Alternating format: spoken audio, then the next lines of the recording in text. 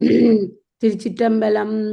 ஓம் நம சிவாய. நாங்கள் அருணை பாலவராஜன் ஐயாண்ட சைவ வினாவிட சித்தாந்த வினாவிட படிச்சுக்கொண்டிருக்கிறோம். இன்றைக்கு உயிர்கள் பல என்ற தலையங்கத்தில் படிக்க போகிறோம். அதுக்கு முதல் புந்தி களிர் உயர் போதஞ்சித்தியார் பிந்திருவா உண்மை பிரகாசம் வந்தவர் உட்பண்பு வினா போற்றிக் கொடி பாசமிலா நெஞ்சு வீடு சங்கற்பமுற்று. திருச்சிற்றம்பலம். உயிர்கள் பல, ஒரு உயிர் இல்லை, உயிர்கள் எண்ணிறந்தவை, அளவற்றவை, உயிர்கள் நிறைய. அதை பற்றி தலையங்கத்துல படிக்க போறோம். ஜோராணி அம்மா வாசிங்க. மாணாக்கர் உயிராவது இது என அடிகள் அறிவுறுத்தி தீயவற்றை அடியேன் அறிவுறுத்தியவற்றை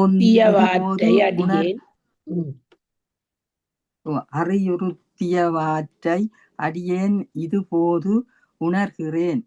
இது நிற்க உயிர் அறியும் தன்மையுடையது என்பதனோடு அதனை பற்றி அறிய வேண்டுவன மற்றும் பல உள என்கிறீர்கள்.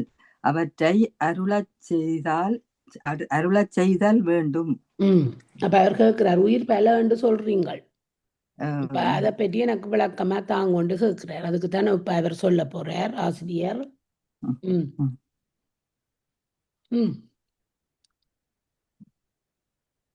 சொல்லுங்க ஜோராணியம்மா. பதி அடுத்தது. சரி.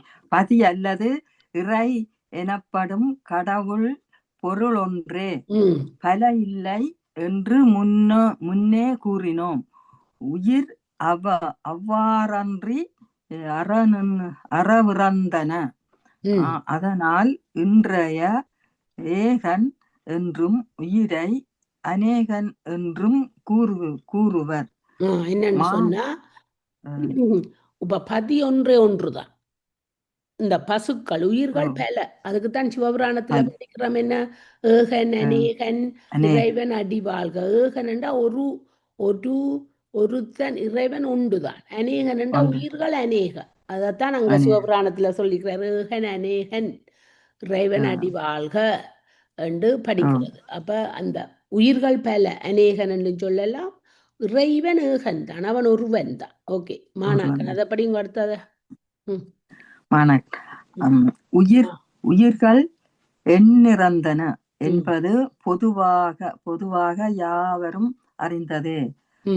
அதாவது உலகில்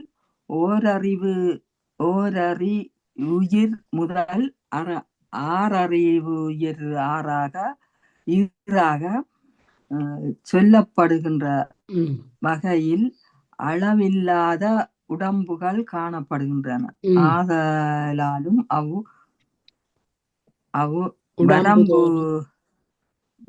உடம்புதோறும் உயிர்கள் உள்ளன என்று கொள்ளப்படுதலாலும் உயிர்கள் எண்ணிறந்தன என்பது பொதுவாக சொல்லப்படுவதே. ஆயினும் உண்மையில் உடம்புதோறும் உள்ள உயிர்கள் தனித்தனி வேறு வேறு பொருள் என்பதற்கு என்ன சான்று உள்ளது? மாணாக்கர் திருப்பி கேட்கிறார் கேள்வி. ஓகே, உயிர்கள் எண்ணிறந்த என்பது எல்லாருக்கும் விளங்குது. அதாவது உலகில் ஓரறிவு உயிர் முதல் ஆறறிவு யானை முதல் எறும்பு முதல் யானை ஈறாக உள்ள அந்த உயிர்களுக்குள்ள ஓரறிவு ஈரறிவு. அதான் இப்ப நாங்கள் ஆறறிவின்றபடியே தான் நாங்கள் கதைக்கிறோம், பேசுறோம். ஒவ்வொரு இது ஓரறிவு இல்லை. நாயன்மார், மாணிக்க வாசகர், மற்றது படித்த அபிராமி, அந்தாதி, தொல்காப்பு எல்லாத்துலேயும் இந்த ஓரறிவு முதல் ஆறறிவு வரை உயிர்களை பற்றி சொல்லி இருக்கிறோம். அப்ப இந்த உயிர்கள் உள்ளன என்பது என்று கொல்லப்படுதலாலும் உயிர்கள் எண்ணிறந்தன என்பது பொதுவாக சொல்லப்படுவதே. ஆயினும் உண்மையில் உடம்புதோறும் உள்ள உயிர்கள் தனித்தனி வேறு வேறு பொருள் என்பதற்கு என்ன சான்று? இப்ப 84 லட்சம் ஜோனி பேதம், 4 வகை தோற்றம், 7 வகை பிறப்பு என்று நாங்கள் படிச்சிருக்கிறோம். அப்படியெல்லாம் இந்த உயிர்கள் இருக்குது. அப்ப அதுகள் எல்லாம் என்ன என்று அதுக்கு கேட்கிறார். அதுக்கு தான் இப்ப ஆசிரியர் மறுமொழி சொல்ல போறார். படியுங்கோ. இதற்கு பெரிய இதற்கு பெரிய சான்று ஒன்றும் வேண்டுவதில்லை. ஓர் உயிர் ஓர் உடம்பில் நின்று அனுபவிக்கும் இன்பத் துன்ப அனுபவங்கள் மற்றொரு உயிருக்கு இல்லாமையால் ஒவ்வொரு உடம்பில் உள்ளதும் தனித்தனி வேறு வேறு உயிர் என்பது எளிதில் விளங்குவதாம். அதுவன்றி பல உடம்புகளில் உள்ள உயிர்களும் ஒன்றே என மெய்ப்பிப்பதற்கு வழி இல்லை. ஆதலில் உயிர்கள் ஒன்றல்ல பல வேறேயாம். எனவே பதியை ஒன்றே என்று உணர்தல் போல பசுவை ஒன்றல்ல பல என்று உணர்தல். அதுதான் ஒரே ஒரு மறுமொழி. இதற்கு பெரிய சான்று ஒன்றும் வேண்டுவதில்லை. ஓர் உயிர் ஓர் உடம்பில் நின்று அனுபவிக்கும் இன்ப துன்ப அனுபவங்கள் இப்ப எல்லாருக்கும் வினைக்கேற்றபடிதான் இந்த உடலும் கொடுத்திருக்கு, உடலும் கண்மமும் கொடுத்திருக்கு வினைக்கேற்ற மாதிரி. அப்ப அதுக்கேற்ற மாதிரி தான் ஒவ்வொருத்தருக்கும் ஒவ்வொரு மாதிரி இன்ப துன்பங்கள் கிடைக்கும். அப்படித்தான் அது அனுபவிக்கும் ஒழிய எறும்போ பாம்போ ஜானியோ இல்லாட்டி மனுஷர்லையும் பல விதம் இருக்கணும். அதைத்தான் நான் சொல்றேன். அப்போ இறைவன் ஒருவன் பதி ஒன்றென்றும் உயிர்கள் பலவென்றும் எடுக்க சொல்லி சொல்றாரு. அதான் முடிவு. சதவியம் அப்படிங்க உயிர் சார்ந்ததன் வண்ணம் ஆவது. அடுத்ததுல இன்னும் பதியும் மாறி முடியாது, பசுவும் மாறி முடியாது என்றாலும் பதியின் அறிவுதானே விளங்குவது. அதாவது அறிவிப்பதற்கு துணி ஒன்று வேண்டாது, தானே அறிவது. அறிவுங்கால் அறியப்பட்ட பொருளின் அழுத்தி அதன் தன்மையை பெறாது தன்னியல்பில் நின்றே அறிவது. அதனால் அது இதந்திர என்று அறிவு எனப்படும். பசுவினது அறிவு அவ்வாறின்றி புரிதொரு பொருள் அறிவிக்கவே அறியும் தன்மையுடையது. அறியுங்காலம் அறியப்படும் பொருளின் அழுத்தாது தன்னியன் வில் நின்று அறியாது. அதன் கண் அழுத்தி அதன் தன்மையதாகவே அறிவது. அதனால் அது பரந்ததிர அறிவாகும். அறியப்படும் பொருளில் அழுத்தி அதன் தன்மையைத்தான் சார்ந்ததன் தன் வண்ணமாதல் எனப்படும். பதினது அறிவு பொருள்களை ஒவ்வொன்றாய் அறியாது எல்லாவற்றையும் ஒருங்கி அறிவது. மேலும் அவற்றை இடவிடாது அறிந்தவாறே அறிந்து கொஞ்சம் மேல் எடுங்கோ, கொஞ்சம் மேல வரணும். நீ அறிந்து நிற்பது. அதனால் அது பேரறிவு அல்லது முற்றறிவு எனப்படும். பசுவினது அறிவு அவ்வாறன்றி ஒரு காலத்து ஒரு பொருளை அன்றி புதிதொன்றை அறிய மாட்டாது. ஒவ்வொன்றாகவே அறிவது. அதனையும் விட்டு விட்டு அறிவது. அதனால் சிற்றறிவு எனப்படும். பதினது அறிவு தான் அறிதலே அன்றி புரிதோர் அறிவுக்கு அறிவாய் நின்று அறிவையும் அறிய செய்யும் தன்மையுடையது. பொருங்க வாரம் அதை சொல்லி போட்டு. இப்ப இன்னும் பதியும் அறிவுடையது, பசுவும் அறிவுடையது. ரெண்டுக்கும் அறிவு இருக்கு. ஆனா மற்றது ஒன்றுக்கும் அறிவில்லை. இந்த சடப்பொருளாகிய பாசங்கள் ஒன்றுக்கும் அறிவில்லை. ஆனா பதியும் பசுவும் இறைவனும் உயிர்களும் அறிவுடையது என்றாலும் பதியின் அறிவு தானே விளங்குவது. பதியின் அறிவு அவருக்கு யாரும் ஒன்றும் சொல்லிக் கொடுக்க தானே எல்லாத்தையும் விளங்குது. அதாவது அறிவிப்பதற்கு துணை ஒன்றை வேண்டாது தானே அறிவதுதான் அந்த அறிய பொருளிலிருந்து அழுந்தி அதன் தன்மையை பெறாது தன்னியவில் நின்றே அறிவதுதான் அந்த பதியின் அறிவு. அதைத்தான் அவருக்கு தமிழ்ல தன்பயம் உடைமை, இஞ்ச வடமொழியில சுதந்திரன் என்று சுதந்திர அறிவு என்று அவருக்கு சொல்றது. இப்ப பசுவினது அவ்வாறன்றி பிறிதொரு பொருள் அறிவிக்க இறைவன் அறிவிக்கத்தான் நாங்கள் அறியும் தன்மை உடைய நாங்கள். அப்ப அறியுங்காலம் அறியப்படும் பொருள் இல்லாத அது தன் இயல்பில் நின்று அறியாது. எங்கட இயல்பில் நின்று நாங்கள் அறிய மாட்டோம். அப்ப இன்னொரு ஆள் நின்று அதன் கண் அழுந்தி இறைவன் அறிவிக்கத்தான் நாங்கள் அதுல நின்று அறிகிறோம். அதன் தன்மையாவது. அதனால் அது பரதந்திர இறைவன் சுதந்திர அறிவு. ஆன்மாக்கள் இந்த பசுக்கள் பரதந்திராரு அறியப்படும் பொருளில் அழுந்தி அதன் தன்மை நாங்கள் இப்போ ஒன்றுல நின்று அழுந்தினா அந்த தன்மையோடைய நின்றுடுவோம். சார்ந்ததன் பண்ண இப்ப பாசத்தோட சேர்ந்து இந்த ஆணவத்தோட சேர்ந்து ஆணவமாயும் இறைவனோடு சேர்ந்து இறைவன் தன்மையும் பெறுவோம். அதுதான் இந்த உயிர்களுக்குள்ள ஒரு தனி இயல்பு. பதியினது அறிவு பொருள்களை ஒவ்வொன்றாக அறியாது எல்லாவற்றையும் ஒருங்கே அறிகிறது தான் இந்த பதியின் இயல்பு. இறைவன் அவற்றை அறிவு பேரறிவு அல்லது முற்றறிவு என்று சொல்லப்படும் இறைவன் அறிவு. பசுவினது அறிவு அவ்வாறன்றி ஒரு காலத்து ஒரு பொருளை நாங்கள் ஒரு நேரம் ஒன்றைத்தான் அறிவோம். சமைக்க போனால் எங்களுக்கு சமையல்லாம் தெரியும், படிக்க வந்தால் எங்களுக்கு படிப்பு மாத்திரம். அவர் அப்படி இல்லை, ஒற்றுங்கே எல்லாத்தையும் ஒற்றுங்கே அறிவார். ஒவ்வொன்றாக அறிவது நாங்கள், ஒவ்வொன்றாக அறிவாம் விட்டு விட்டு அறிவாம். அதுதான் சிற்றறிவு. பதியின் அறிவு தான் அறிதலே என்று பிரிதோர் அறிவுக்கு மறுவான் என்று அதனையும் அறிய செய்யும் தன்மை உடையது. அதனால் அதை படியுங்கோம் அந்த பந்தியை. அதனால் அது துணறிவு அல்லது சூக்ம சிந்து எனப்படும். பசுவினது அறிவு அத்தகைய ஆற்றலின்றி அறிவித்ததால் அறியும் தன்மையை மட்டுமே உடையது. அதனால் அது பருவறிவு அல்லது தூல சித்து எனப்படும் என்ற இவற்றை எல்லாம் முன்பு ஆங்காங்கு விளக்கி வந்தோம். இங்கு குறிப்பிட்ட பசுவின் இயல்புகள் அனைத்தும் அதற்கு இயற்கையால் என்றும் உள்ள தன்னியல்புகளாகும். இத்தன்னியல்புகளுள் சாத்தன் வண்ணமாதல் என்னும் தன்மை பசுவிற்கு முதன்மையாக சொல்லப்படும் தன்னியல்பாகும். இதனால் இது பதி எல்லாம் ஒருங்கே அறிவார், அவர் விட்டு விட்டு அறிய மாட்டார், அவருக்கு ஒருத்தர் அறிவிக்க தேவையில்லை, அது பேரறிவு. அந்த அறிவை அதுதான் அது நுண்ணறிவு. அதனால்தான் அவருக்கு நுண்ணறிவு சூக்கும சித்து என்றுதான் அவரை ஆனா பசுவினது அறிவு அப்படி அது இல்லை. அது அறிவித்தால் அறியும் தன்மையுடையபடியா அதுக்கு என்ன பருவறிவு. நாங்க நுண்ணறிவண்டா பதிக்கு இறைவனுக்கு எங்களுக்கு பருவறிவு, அதாவது தூள சித்து. அவர் சூக்கும சித்து, நாங்க தூள சித்து. அப்ப இவற்றையெல்லாம் முன்பு ஆங்காங்கே விளக்கி இதெல்லாம் சொல்லி போட்டேன். இங்கு கூறப்பட்ட பசுவின் இயல்புகள் அனைத்தும் அதற்கு இயற்கையாய் என்றும் உள்ள தன்மையல்புகள் ஆகும். இது இந்த பசுவுக்கு இருக்கிற இது இது இயற்கையாயே இந்த ஆன்மாக்கள்ண்டா அப்படித்தான், உயிரண்டா அப்படித்தான். அப்ப என்ன தன்மை பசுவுக்கு முதன்மையா சொல்லப்பட்டிருந்தேன். இப்ப தனாவாசியங்கோ சார்ந்ததன் வண்ணமாக தனா நிக்கிறீங்களோ?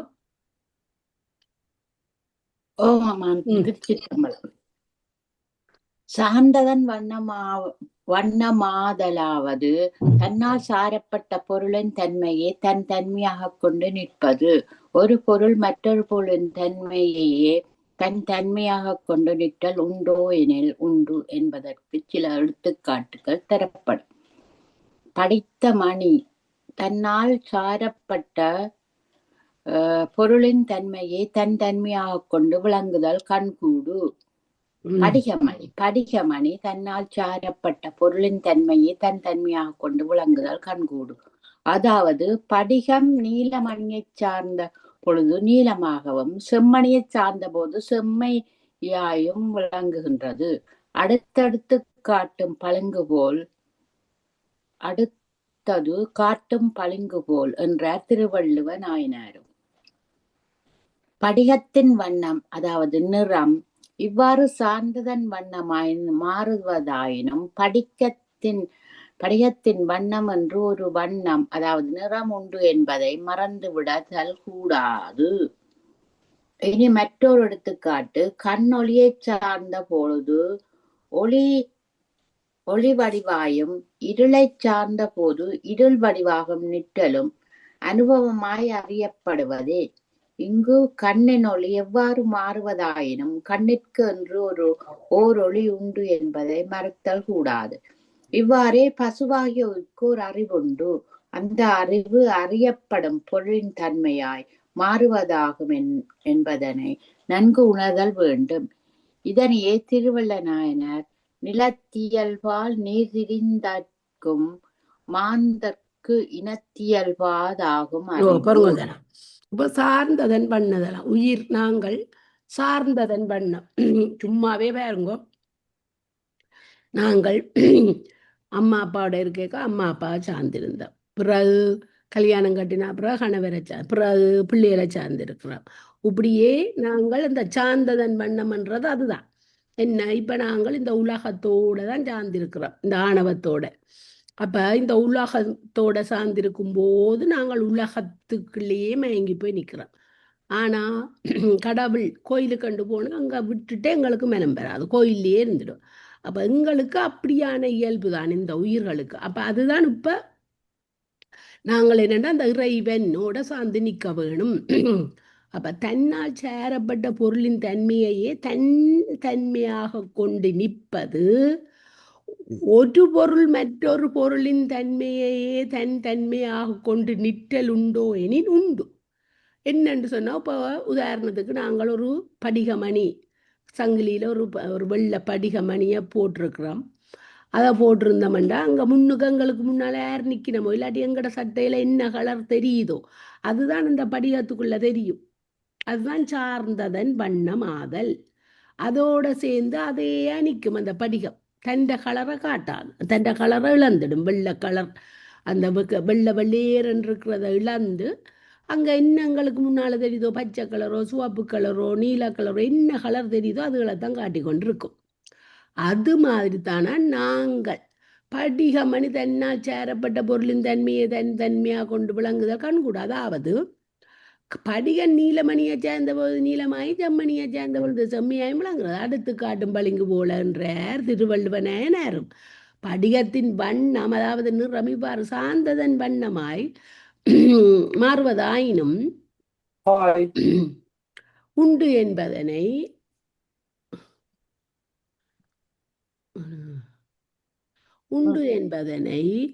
மறந்து விடுதல் கூடாது. இனி மற்றொரு எடுத்துக்காட்டு. கண்ணொளியை சார்ந்த பொழுது ஒளி வடிவாய், இருளை சார்ந்த பொழுது இருள் வடிவாய் நிற்றலும் அனுபவமாய். அன்றி நின்று கொள்ளுங்க, வாசிக்க ஆக்கள் இல்லை, இன்றைக்கு வாசிக்கணும். நளினாக்காவும் இல்லை, ராணியக்காவும் இல்லையா, நின்று கொள்ளுங்க. சிவாமாவும் இல்லை. அன்றி இங்கு கண்ணின் ஒளி இவ்வாறு மாறுவதாயினும் கண்ணிற்கென்று ஓர் ஒளி உண்டு என்பதனை மறத்தல் கூடாது. இப்போ கண்ணுக்கு இப்படி கண்ணொளியை சார்ந்த பொழுது ஒளி வடிவாயும், கண் வந்து ஒளியை, சூரியனை சார்ந்த போதும் ஒளியையும், இருளை சார்ந்த போது இருளாய் நிற்கிறது. ஆனால் கண்ணின் ஒளி இவ்வாறு மாறுவது கண்ணுக்கென்று ஒரு ஒளி, எங்களுக்கென்று ஒரு எங்களோட கண்ணுக்கென்று ஒரு ஒளி இருக்குத்தானே, அது ஒன்று இருக்குது. அதை மறக்க வேணான்னு சொல்கிறேன். இந்த உதாரணத்தை இவ்வாறே பசுவாய உயிருக்கு ஒரு அறிவு உண்டு. அது ஆணவத்தோட சேர்ந்து ஆணவத்தின் இயல்புகளை பொருந்தி நின்றாலும், இறைவனோட சேர்ந்து இறைவன் இயல்பை பொருந்தி நின்றாலும் பசுவுக்கண்டு ஒரு தனி அறிவு உண்டு. எப்படி கண்ணுக்கு ஒரு ஒளி உண்டு சொல்றாரோ அது மாதிரி இந்த ஆன்மாக்களுக்கும் ஒரு ஒளி உண்டு. அதுதான் என்ன, ஒரு அறிவு உண்டு. கண்ணுக்கு எப்படி ஒளி இருக்குதோ அது மாதிரி ஆன்மாக்களுக்கு ஒரு அறிவு இருக்குது. அதுதான் சிற்றறிவு. அந்த அறிவு அறியப்படும் பொருளின் தன்மையாய் மாறுவதாம் என்பதனை நன்குணர் வேண்டியதைத்தான் அவர் திருவள்ளுவர் நிலத்தியல்பால் நீர் திரிந்தற்றாகும் மாந்தர்க்கு இனத்தியல்வதாகும் அறிவு என்ன. எனவே சார்ந்ததன் வண்ணமாதல் என்பது உயிரின் தன்னியல்புகளில் முதன்மையானது என்பது உணர்க. தானே இதையும் படியுங்க. உயிரின் இடப்பட்ட நிலை, உயிரின் இடைப்பட்ட நிலை. அம்மானாக்கன் கேட்கிறார், சார்ந்ததன் வண்ணமாதலே உயிரின் சிறந்த இயல்பாயின் இதனை அறிவு உடை பொருள் என்பதோ அறிவில் பொருள் என்பதோ மற்றும் தோன்றியழியும் பொருள் என்பதோ அவ்வாறன்றி என்றும் ஒரு பெட்டியாய் நிற்கும் பொருள் என்பதோ சூக்கும பொருள் என்பதோ தூலப்பொருள் என்பதோ மேலான என்பதோ கீழான பொருள் என்பதோ இவற்றை அருளி செய்தல் வேண்டும். உனக்கு ஆசிரியர் சொல்றேன். இவ்வாறு சார்ந்ததன் வண்ணமாதலே உயிரின் சிறப்பியல்வாயின் அதனை அறிவுடை பொருள் என்பதோ அறிவில் பொருள் என்பதோ. இப்ப உயிருக்கு இப்படித்தான் ஒரு இயல்பு இருக்குது. அது சார்ந்ததன் பண்ணாமல் என்ன படிகத்தோட சேர்ந்து படிகமாயும், சூரியனோடு சேர்ந்து சூரிய வெளிச்சத்தையும், இருளோடு சேர்ந்து இரு வெளிச்சத்தையும் கண் பெறுவது போல இந்த ஆன்மாக்கள் சேர்ந்து ஆணவத்தோட சேரும்போது ஆணவத்தின் குணத்தையும், இறைவனோட சேரும்போது இறைவனின் இயல்பையும் பெறும் என்று சொன்னால் அதுதான் அது இந்த சிறப்பு இயல்பு என்று சொன்னால் அது அறிவிடை பொருள் என்பதோ இல்லாட்டி அறிவில் பொருள் என்பதோ மற்றும் தோன்றி அறியும் பொருள் என்பதோ அவ்வாறு என்றும் ஒரு பெட்டியாய் நிற்கும் பொருள் என்பதோ கணக்க கேள்வி வைக்கிற. சூக்கும பொருள்னு சொல்றது இல்லாட்டி தூள பொருளோ இது இந்த உயிர் மேலான பொருளோ இல்லாட்டி கீழான பொருளோ வெற்றியாது. அதுக்கு தான் இப்போ ஆசிரியர் மறுமொழி சொல்ல போறேன். இவ்வாறு ஐயற வேண்டுவதில்லை. ஏனெனில் சார்ந்ததன் வண்ணம் மாதலே உயிருக்கு தன்னியல் பாதலின் அது எல்லா வகையிலும் உடைப்பட்டதாய் நிற்கும் பொருளே யாயினமையின் அதாவது உயிர் அறிவுடை பொருளெனின் அதற்கு அறியாமை என்பது இருத்தல் கூடாது. அறிதல் பொருளெனில் அதை அறிவித்தாலும் அறிதல் கூடாது. ஆகவே அறிவுடையதாயினும் அவ்வறிவு அறியாமையால் கவரப்பட்ட தன்மையுடையதாய் ஒரு கால் அறியாமையாய் நிற்றலையும் உடையது என்பது பெறப்படும். படவே உயிர் அறிவுடை பொருளோ அறிவில் பொருளோ என வினவுவாக்கு இரண்டுமல்ல இரண்டும்தான் என்பதே விடை. அதாவது அறியாமையோடு கூடி அறியாமையாய் நிற்பினும் அறிவிக்க அறிந்து வருவதால் அறிவறியாமையின் நீங்கி அறிவுடை பொருளோடு கூடி அறிவேயாய் நிற்கும் என்பதாம். அறிவுடை பொருள் சித்து என்றும் அறிவில்லா பொருள் அசத்து என்றும் சொல்லப்படுவதால் உயிர் அவ்விரண்டிற்கு முடைப்பட்ட சிதசித்து எனப்படும். எனவே பதி சித்து பாசம் அசத்து பசு சிதசித்து என்பதும் விளங்கும். இப்ப அவர் கேட்ட கேள்விக்கு சொல்றார், இப்படி ஒன்றும் ஐயுறப்பு தேவை இல்லை. ஏனெனில் சார்ந்ததன் வண்ண மாதிரி உயிருக்கு தன்னியல். அந்த உயிர் இந்த சகல நிலையில் இருக்கும்போது அது சார்ந்ததன் வண்ணம்தான். அது அங்க முத்தியில சகல நிலையில இருக்கும்போது ஆணவத்தோட சார்ந்து சுத்தமாக இருக்கும்போது அது இறைவனோட சார்ந்துடும். அப்ப அது எல்லா வகையிலும் இடப்பட்டதா நிற்கும் பொருளே ஆயினமையின், அதாவது உயிர் அறிவிட பொருளெனின் அதற்கு அறியாமை என்பது இருத்தல் கூடாது. உயிரை அறிவிட பொருள் என்று மாத்திரம் சொன்னால் அதுக்கு அறியாமை இருக்கக்கூடாது. ஆனா அதுக்கு அறியாமை இருக்குத்தானே. அறிவில் பொருளெனின் அறிவித்தாலும் அறிதல். அது அறிவில் அந்த நல்ல அறிவான பொருள் என்றா யாரும் அதுக்கு அறிவிக்க தேவையில்லையே. இறைவன் தானே எல்லாத்தையும் அறிவிச்சு கொண்டிருக்கிறார். ஆகவே அறிவுடையதாயினும் அவ்வறிவு அறியாமையால் கவரப்படும் தன்மையுடையதாய் அதுக்கு சிற்றறிவை மாயை என்ற உண்ட கொடுத்து ஒரு சிற்றறிவை தந்திருக்கிறார். ஆடா அது அறியாமைக்குள்ள டக்கண்டு பூந்துடும். ஏன் அப்படி அந்த ஆணவத்தோட சாடுறபடியா டக்கண்டு சாடுறபடிய ஆணவம் அங்க அது இந்த அறியாமைய கெடுத்து கொண்டு நிற்கிறபடிய அது அறிவுடை பொருள் என்றும் இருக்குது. அது ரெண்டும் உள்ள பொருள் தான் இந்த உயிர். உயிர் அறிவுடை பொருளோ அறிவில் பொருளோ என வினவுவதற்கு இரண்டும் அல்ல இரண்டும் தான் என்பதே விடை. அதான் அது அறியும் அறியாது அப்படின்னு சொல்லலாம். ரெண்டும் தான் சொல்ல. அதாவது அறியாமையோடு கூறி அறியாமை ஆணவத்தோடு கூடி அறியாமை இறைவனோடு கூடி அறிவையும் பொருள். அதாவது அறிவுடை பொருளோடு கூடி அறிவாய் நீக்குவன் தான் சார்ந்ததன் வண்ணம் என்று சொல்றது. அறிவுடை பொருளை என்னென்று சொல்றது? சித்து. அறிவில் பொருள் அறிவுடை பொருள் எது? இறைவன் சித்து. அறிவற்ற பொருள் எது? அசித்து. இந்த ஆணவங்களும் இந்த உலக பொருட்களும் உயிர் அவ்விரண்டுக்கும் இடைப்பட்ட சித்து. எனவே சித்து அது அப்படியே எங்களுக்கு விளங்கிடு. சித்தண்டா பதி, அசித்தண்டா பாசம், பசு சித்து. அதையும் பாசிங்கோதனா. இவ்வாறே உயிர் தோன்றி அழியும் பொருளோ அல்லவாரின்றி இன்றும் ஒரு பெற்றேயாய் நிற்கும் பொருளோ என வினவுவார்க்கும் மேல் நீ வினவியவாறு மற்றும் பல்வாறு வினவுவார்க்கும் இடைப்பட்ட நிலையில் நிற்பது என்பதே விடையாகும். அவையாவன உயிர் தன் தோன்றி நின்று அழிவதில்லையாயும் தோன்றி நின்று அழியும் பொருள் ஒன்று நின்று அது வழியாகவே தனது அறிவும் அனுபவமும் நிகழ நிற்றலின் தோற்றம் நிலை இறுதிகளையுடையதாய் நிற்கும் என்றும் ஒரு பெட்டியாய் நிற்கும் பொருள் சத்து என்றும் தோன்றி அழியும் பொருள் அசத்து என்றும் சொல்லப்படுவதால் உயிர் அவ்விரண்டிற்கு முடைப்பட்ட சத்து என்று சொல்லப்படும். பதி பசு பதி சத்து பாசம் அசத்து. உயிர் பசு சத்து என்னும் பதி சூக்கும பொருள், பாசம் தூளப் பொருள். பசு இரண்டும் அல்லாத சூக்கும பொருள் எனவும் பதி மேலான பொருள், பாசம் கீழான பொருள், பசு இடைநிலையான பொருள் எனவும் கூறுதல் இந்த வேண்டும். பதிபசு பாசத்தை இவ்வளவு விளக்கமா தாராரு. இந்த இவ்வாறே உயிர் தோன்றி அழியும் பொருளோ அவ்வாறு என்றும் ஒரு பெற்றிய உயிர் தோன்றி அழியும் ஒன்று கேட்கிறார். அது மேல் நீ வினவியார் மற்றும் பலவாறு வினவர்க்கும் இடைப்பட்ட நிலையில் நிற்பது என்பதை விடையாம். அவையாவென உயிர் தான் தோன்றி நின்று அழிவதில்லை, அது தானாக தோன்றவும் மாட்டுது, அழிவதில்லை. ஆயினும் அதுக்கு தோற்றமும் இல்லை, இறப்பும் இல்லை. தோன்று நின்று அழியும் பொருள் ஒன்று நின்று அது வழியாவே தனது அறிவும் அனுபவம் நிகழ நிற்றலில் தோற்ற நிலை இறுதியுடையதாய் நிற்கும் என்றும் ஒரு பெற்றியணிக்கும் பொருள் சத்து என்றும் தோன்றி அழியும் பொருள் அசத்து என்றும் சொல்லப்படுவதால் உயிருக்கு தோற்றமும் இல்லை. எப்படி இறைவனுக்கு தோற்றமும் இல்லை இறப்பும் இல்லையோ அது மாதிரி உயிருக்கும் இல்லை. அதை யாராலும் தோற்றுவிக்கவும் முடியாது.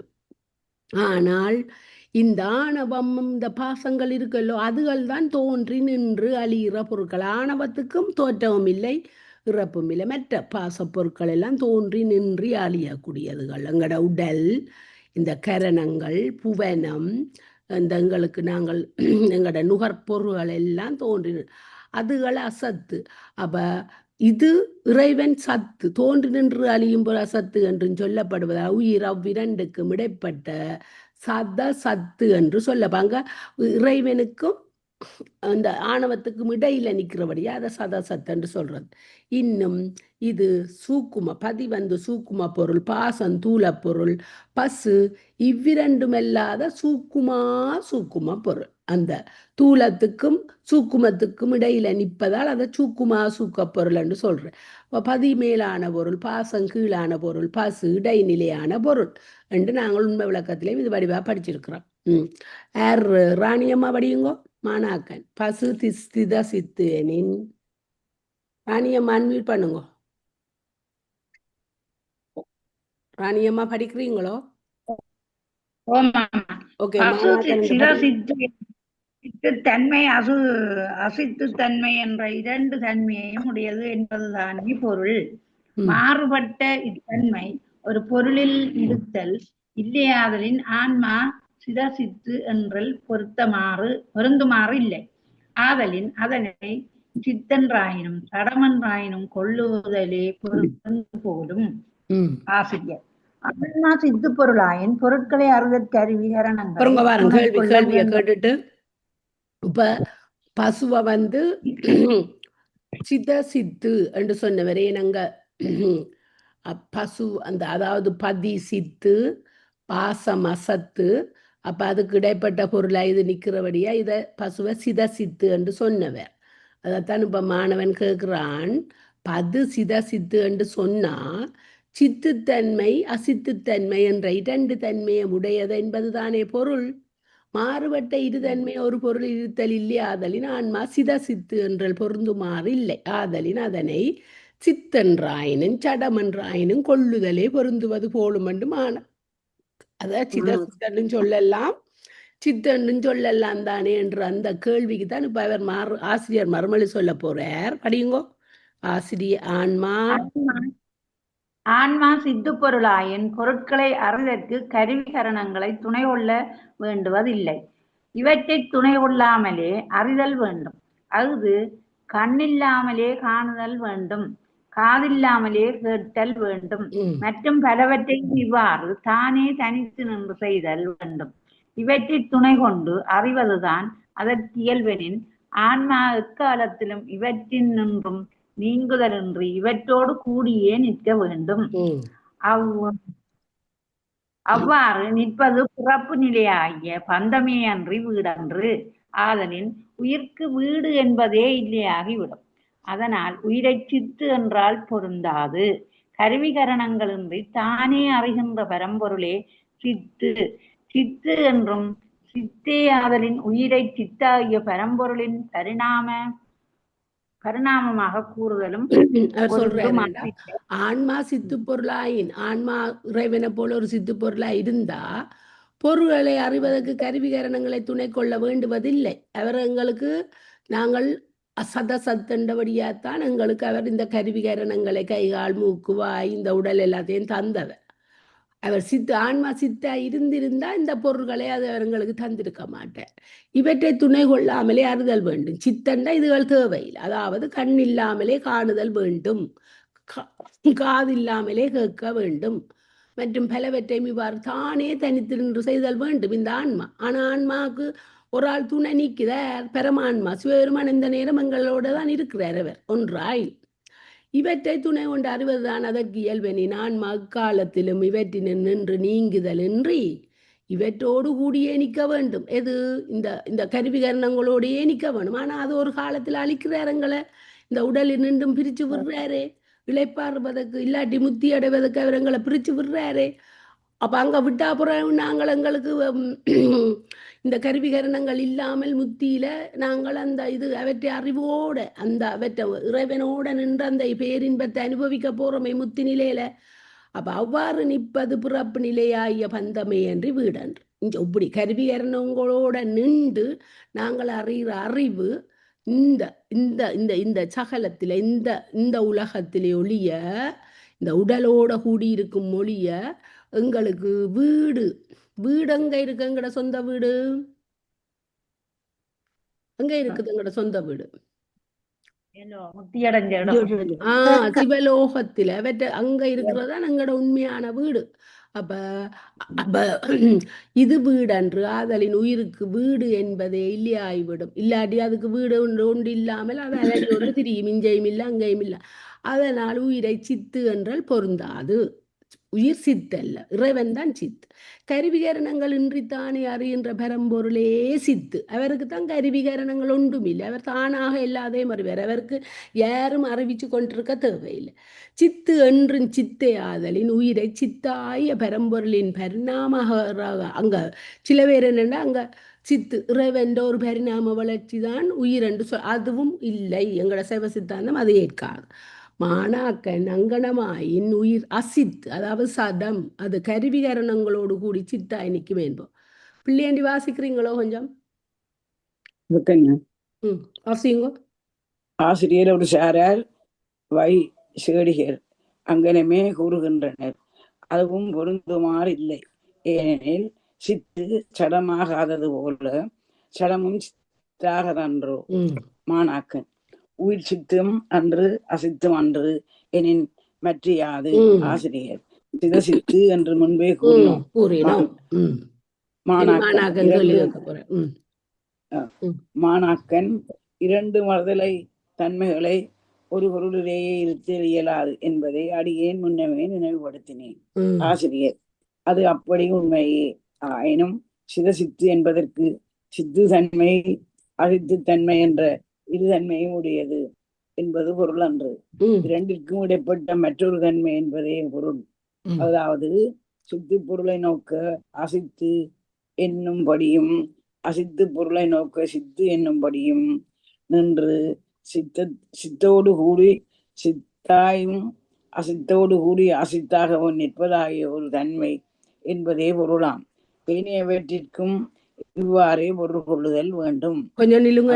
இப்ப மாணாக்கன் கேட்கிறான், இரண்டு மறுதலை தன்மைகள் ஒரு பொருத்தல் ஏது? ஏன் அங்க ஆன்மாவை சொல்றார், சித்து மெல்ல அசத்து மெல்ல சிதசித்து. அது சித்தோட சேர்ந்து சித்தாயும் அசத்தோட சேர்ந்து அசத்தாயும் சார்ந்ததன் வண்ணம் தான் அந்த ஆன்மாவுக்குரிய தன்மை. ஆனா அப்ப அவர் கேட்கிறாரு, ஒரு பொருளுக்கு ரெண்டு தன்மை அப்படி இருக்கலாம் என்று கேட்கிறார். அப்போ அதுக்கு தான் பாசிரியர் அது உண்மையா? இன்னும் சிதசித்து என்பதற்கு சித்துத்தன்மை அசித்துத்தன்மை என்ற இரண்டு தன்மை உடையது என்பது பொருள் அன்றா. இரண்டுக்கும் இடைப்பெற்ற மற்றொரு தன்மை என்பதே பொருளாக. அதாவது சித்து பொருளை நோக்க அசித்து என்னும்படி, அது சித்தோட கொம்பையா பண்ணி ஒப்பிட்டு பார்க்கும்போது அது அசித் ஆன்மா. ஏன்? சித்துன்ற வேலையை அந்த ஆன்மா செய்ய முடியாது, இறைவன்ற வேலையை அது செய்ய முடியாது. அதே நேரம் அசித்தோட நேக்க ஆன்மா சித்து, கொஞ்சம் அறிவுடைய பொருள். அசித்தாய சடப்பொருள்கள் எல்லாம் அறிவற்றது ஆன்மா. அப்போ அதுக்காகத்தான் அதை சிதசித்தன்று சொல்றார் ஒழிய ரெண்டு தன்மையும் ஒரு அங்கே அதுக்கு இருக்காது, ஒரு நேரத்தில் இருக்காது. இந்த சித்தோட நோக்கும்போது அதாவது இறைவனோட நோக்கும்போது இது அசித்தா இருக்கிறபடியா தான் அவர் உள்ளுக்கு நின்றங்களுக்கு எல்லாத்தையும் அறிவிச்சு கொண்டிருக்கிறார் எங்கட இதயத்தில் நின்று. ஆனால் அதே நேரம் அசித்து ஆகிய இந்த சடப்பொருளோட நோக்கும்போது ஆன்மா சித், அதுக்காக தான் அதை சிதசித்தன்று சொல்கிறாருண்டு அந்த பந்தியில் நல்ல வடிவாக போட்டிருக்கு. அவையாவன அண்டி படியுங்க அதை உயிர் அவையாவன உயிர் சதசத்து என்பதற்கு சத்தும் அன்றாய் அசத்தும் அன்றாய், சத்தை நோக்க அசத்தையும் அசத்தை நோக்க சத்தாயும் நின்று, சத்தோடு கூடி சத்தாயும் அசத்தோடு கூடி அசத்தாயும் நிற்ப பொருள் தன்மை என்பதே பொருள். உயிர் சுக்குமமாக பொருள் என்பதும் இவ்வாறேயாம். இதனாலேயே உயிரை அருவப் பொருள் என்றோ உருவப் பொருள் என்றோ இருதன்மையிலே உடைய பொருள் என்றோ கூறுதல் பொருந்தாது. உயிர் ஆகாயம் போன்ற அருவப் பொருள் என்பது பாதாஞ்சலர் மதம். அது வேற பாதாஞ்சலி முனிவரோ இல்ல பாதாஞ்சலர் என்று வேற மதத்தை வெற்ற கருத்து. உயிர் அருவமாயின் உருவமாகி உடம்பை எவ்வாறு செய்யப்படும். அவர் சொல்றார் உயிர் சதசத்து என்பதற்கு சத்து மன்றாய் அசத்து மன்றாய், சத்த நோக்க அசத்தாயும் அசத்தை நோக்க சத்தாயும் நின்று, சத்தோடு கூடி சத்தாயும் அசத்தோடு கூடி அசத்தாயும் நிற்பது ஒரு தன்மை என்பது பொருள். உயிர் சூக்கும பொருள். ஏன் அங்க அவர் சூக்குமர் பதி அங்க அந்த சடப்பொருளாகிய இந்த பாச பொருட்களில் எல்லாம் அது பருப்பொருள் தூளப்பொருள். ஆனா உயிருக்கு இருக்கிற ஒரு தன்மை என்ன, சூக்குமம், அதை சொல்றது இடப்பட்டது. அப்ப என்பது இதனாலே உயிரை அருவப்பொருள் என்று சொல்ல முடியாது. சில பேர் உருவை அருவப்பொருள் என்றோ உருவப்பொருள் என்றோ இரு தன்மைகளை உடைய பொருள் என்றோ கூறுதல் பொருந்தாது. இந்த வேற மதத்தவர் சொல்றதாம் உயிர் ஆகாயம் என்று அருவப்பொருள் தானே. நாங்கள் கண்ணால ஆகாயத்தை இதுவரைக்கும் ஒரு தரம் பார்க்க இல்லை. ஆகாயம் என்றால் எல்லாரும் நினைக்கிறது இந்த மேலே உள்ள நோ, அது வானம். இது ஆகாயம் என்று ஒரு பொருள் ஒரு தரம் விட்ட வெளி பிறந்த வெளி என்று தான் சொல்றவை ஒழிய அது. அப்ப என்பது பாதாஞ்சலம். உயிர் உருவமாயிய உடம்பை எவ்வாறு செயற்படுத்தும் என்று அவர் ஆசிரியரே அந்த கேள்வியை கேட்கிறார். அண்டி இந்த பந்தி அடக்கண்டொருக்கா வாய்ச்சி போட்டு விடுங்க, நிப்பாட்டுவோம். உயிர் உருவப்பொருளோ உயிர் உருவப்பொருளே என்பது பௌர்ணீக மதம். உருவம் என்பது காட்சிக்கு புலனாகும் பொருளே என்றோ. ஆனால் உயிரே உருவப்பொருள் என்றால் உடம்பே உயிர் என்பதுதான் கருத்தாகிவிடும். பிறகு உருவமாய் காணப்படும் நெருப்பு அருவமாய் காணப்பட்டதும் காணப்படாததும் நிற்றல் போல ஆன்மா உருவம் அருவம் என்ற இரு தன்மையே உடையது என்பார் ஒரு சாரார் கவுரர். பிறகும் நெருப்பும் வேறு வேறு அவற்றை ஒரு பொருளுக்கு எடுத்து காட்ட கூறுதல் பொருந்தாது. இனி சந்திரன் போல அருவுருவம் எனில் உயிரும் சந்திரன் போல சில பொழுது ஆயினும் காணப்படல் வேண்டும். எனவே மாறுபட்ட இரு தன்மை ஒரு பொருளுக்கு கூட்டாமையால் உயிரை அருவுருவம் என்றாலும் பொருந்தாது. இதுவரை நாங்கள் அந்த இதெல்லாம் வேறு மதத்தை விட்ட கருத்து, அதுகளை நாங்க ஆழமா படிக்க தேவையில்லை. ஓகே, இங்கனமே உயிரின் தன்மை எல்லாவற்றையும் தனியாக வைத்துணர்தல் வேண்டும்.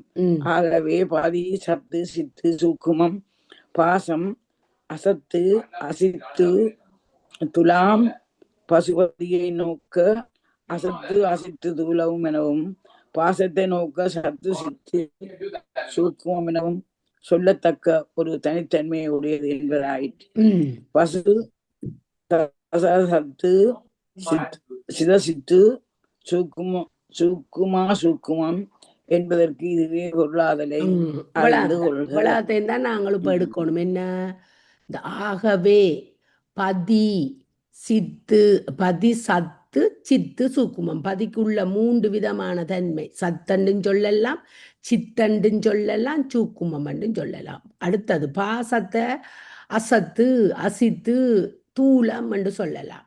பசு பதியை நோக்க அசத்து, பதியோட சேர்ந்து பார்க்கும்போது பசு அசத்து, பதிதான் சத்து.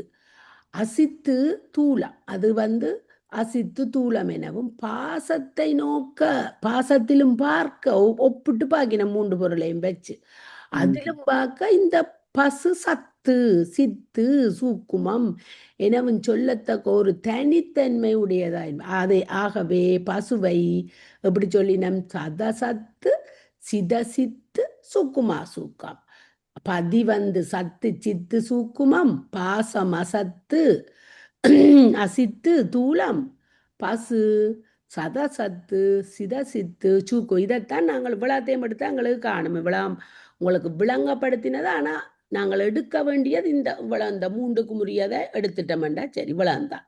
ஆனால் அவ்வளவும் விளங்கப்படுத்தினவை. இதோட நாங்கள் நிப்பாட்டுவோம். ஓம் நம சிவாய, ஓம் நம சிவாய, ஓம்